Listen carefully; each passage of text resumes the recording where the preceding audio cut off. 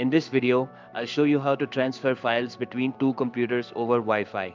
First, make sure you know where your files are on the laptop you're transferring from. Open your web browser, any browser will do, and search for Google Drive.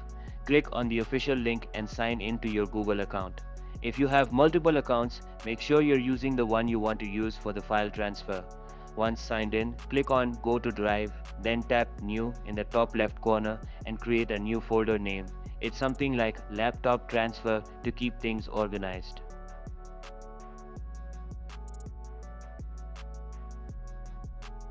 Open that folder, click New again, and select File Upload.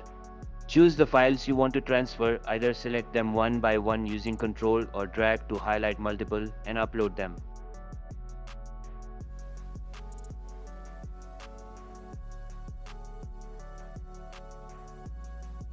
Once the files have finished uploading, move to the other laptop. On that device, open your browser, search for Google Drive again, and sign in to the same Google account you used earlier. You'll find the folder with the uploaded files in My Drive.